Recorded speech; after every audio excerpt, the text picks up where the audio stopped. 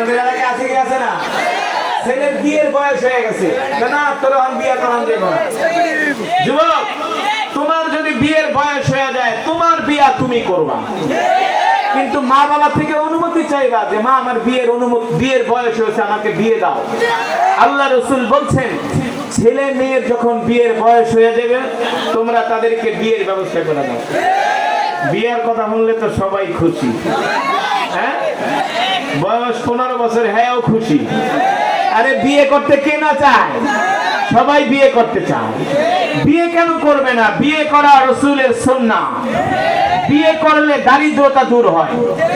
এই যুবক, যদি তোমার অর্থ ইনকাম কম হয়, বিয়ে করো, আল্লাহ তোমার রিজিকে বরকত দিবে। এটা আমি বলি না, আল্লাহ রাসূল বলছেন। বিয়ে করলে অভাব দূর হয়ে যায়। এলাকার যতগুলো আমি এত যুবক আছে সব বিয়ে করে আলেবা। 1 মাসের ভিতরে সিরিয়াল দিয়ে বিয়ে করবা, কিন্তু বিয়ে করতে যাবা, কথা আছে ওই টুনটুনি ঠুনঠুনিরে বিয়ে করো না, হ্যাঁ? টুনটুনি ঠুনঠুনিরে বিয়ে করো না। বিয়ে করতে গেলে ধার্মিক মেয়ে বিয়ে করবা, পদ্মানসীন মেয়ে বিয়ে করবা। পদ্মানসীন ধার্মিক মেয়ে যদি বিয়ে না করো, স্ত্রীকে দেশে রেখা মালয়েশিয়া যাইবা, দেখবা তোমার স্ত্রী তার চাচাতো ভাইয়ের লাগে ফোনে কথা কইতেছে। সঠিক নাকি বেঠিক? বাস্তব নাকি অবাস্তব? কথা বলে না?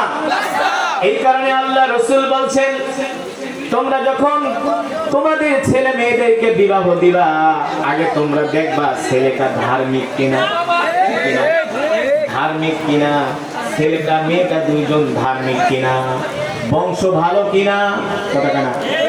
আগে দেখো ধার্মিকতা, তারপরে দেখো তার বংশ, তারপরে দেখো তার সৌন্দর্য। কিন্তু আগে তো, এখনকার যুবকরা তো বংশ ধ্বংসর কোনো টাইম নাই। সুন্দরী মায়া দেখলে ওর পিছনে কুত্তার মতন ঘোরে। একটু চামড়া ফর্সা হইলেই হয়েছে, আমি জীবন দিয়ে দেবো। তুমি চিন্তা করো না, 7 সমুদ্র পাড়ি দিয়ে তোমার আমি বিয়ে করে লয়ামু। কয় কি কয় না?